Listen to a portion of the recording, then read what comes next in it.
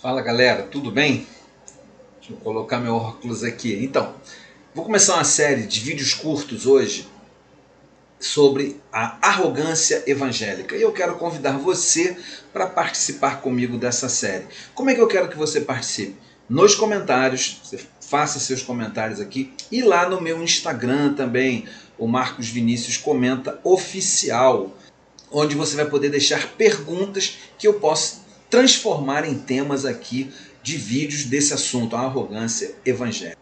Então, por isso, se você não é inscrito no canal, já se inscreve aí no canal, aciona o sininho das notificações e já começa esse vídeo deixando aquele like. Se depois do vídeo você não gostar do assunto, você pode dar um dislike, não tem problema. O importante é que a gente troque, que a gente converse, que a gente fala. Esse tema da arrogância evangélica é um tema muito importante. Eu tenho falado desse tema em alguns vídeos, mas eu quero agora fazer uma série de vídeos curtos trazendo e pontuando alguns assuntos. Primeiro, eu quero trazer hoje já uma base sobre por que existe essa arrogância evangélica. Se você olhar para a história, os evangélicos, ou pelo menos essa terminologia evangélicos, ela é muito recente.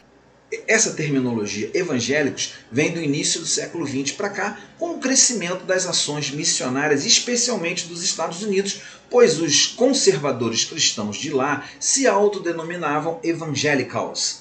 E então esse nome acabou ficando. Na verdade, a nossa tradição, a tradição dos cristãos não católicos ou cristãos não seguidores da doutrina católica, é a tradição do protestantismo. Protestantismo que vem lá da época de Lutero, de Calvino e assim por diante. Os evangélicos romperam com essa tradição. Os evangélicos, eles não adotam a respeito de si mesmo a terminologia protestante. Sendo assim, utilizam acerca de si mesmo esse termo, sou evangélico pentecostal, sou evangélico neopentecostal, mas sou evangélico. Esse nome, ele carrega em si já um aspecto de arrogância, como se a pessoa que se autodenomina evangélico, ou aquele que segue uma igreja que se autodenomina evangélico, ela tivesse, essa pessoa ou esta igreja, a posse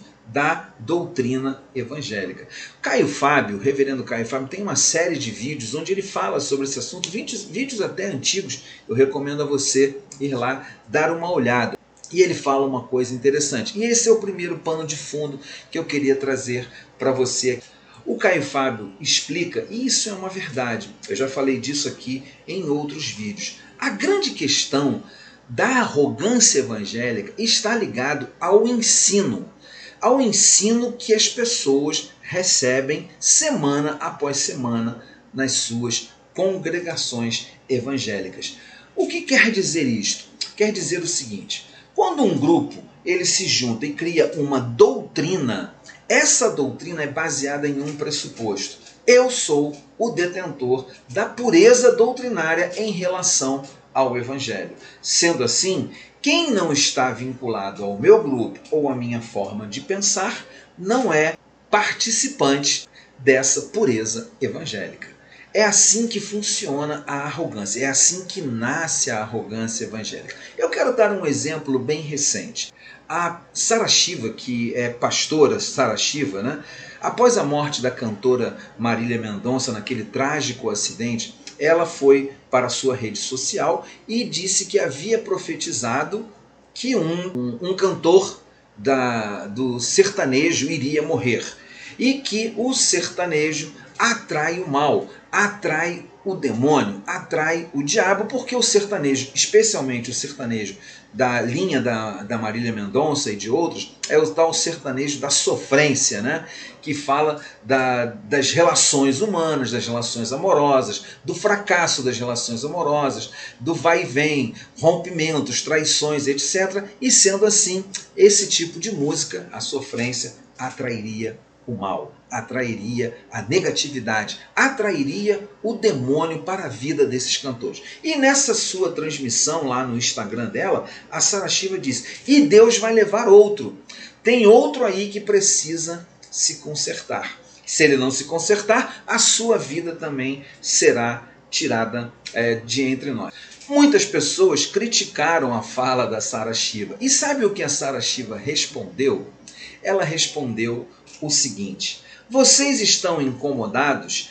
Reclamem com Deus, porque eu sou apenas empregada dele e eu falo aquilo que ele manda. Ou seja, uma arrogância total, dizendo nesse momento que ela tem a posse dos recados de Deus para, pelo menos, esse segmento, os cantores da sofrência. Isso é um exemplo claro de um ensino doutrinário, de um tipo de doutrina baseada na arrogância. Por quê? Porque quem pode dizer que sabe aquilo que Deus realmente está falando? Há várias passagens bíblicas que dizem: quem pode conhecer o coração do Senhor? Quem pode esquadrinhar aquilo que Deus está pensando, ou está fazendo, ou está pretendendo fazer?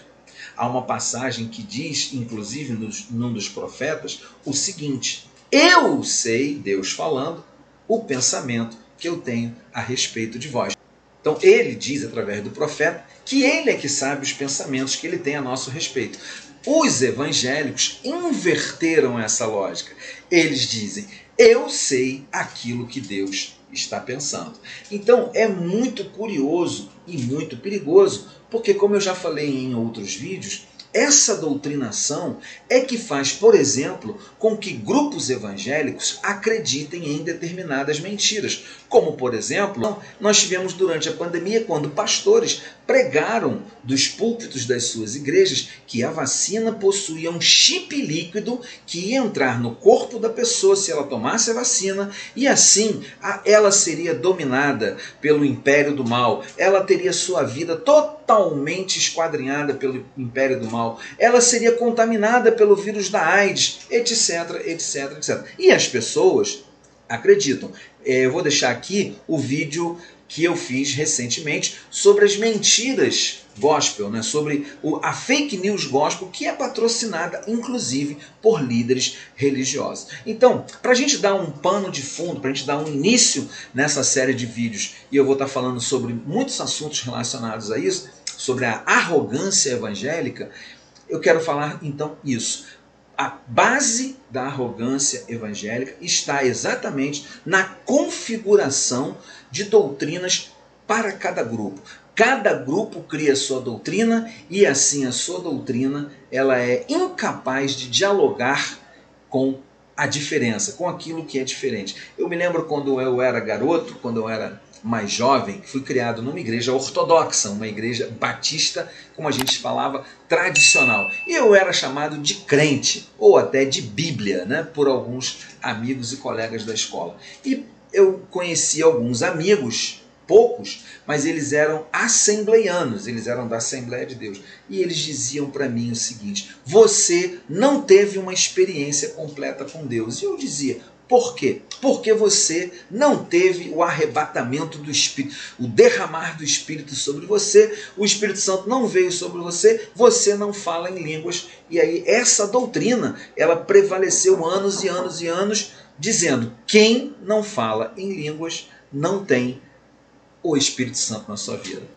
Então esse é o pano de fundo para a gente pensar, esse é o pano de fundo para a gente raciocinar. Por que existe essa questão da arrogância evangélica? É baseado no fechamento de bolhas, de grupos, de doutrinas específicas que não dialogam com a diferença. E aí começa essa arrogância evangélica que faz tanto mal, às vezes, à sociedade, com preconceitos, com separações, com justiçamentos dentro da igreja, com o afastamento de pessoas umas das outras e assim por diante. Então, eu quero te convidar, deixa o seu comentário, participa, vai lá no Instagram, vai estar aí, o meu Instagram está aí no primeiro comentário fixado, para que você faça uma pergunta lá e assim a gente possa trazer outros assuntos sobre este tema, a arrogância evangélica. Não vou deixar de fazer os meus vídeos aqui, pelo menos um por mês, sobre uma série ou sobre um filme, tá? Não vou deixar de fazer. Mas nesse momento, vamos falar um pouquinho sobre isso. É um assunto importante, é um assunto que afeta não somente a igreja evangélica brasileira ou a igreja cristã brasileira, afeta relações entre todas as pessoas da sociedade. Fique bem, se cuida, a pandemia não acabou, tem agora essa nova variante aí, o tal do Omicron, com 50 ou mais mutações. Se precisar sair, use sua máscara, se cuide. Se não tomou vacina, tome, se cuida, cuida dos seus. Nós nos encontramos no próximo vídeo.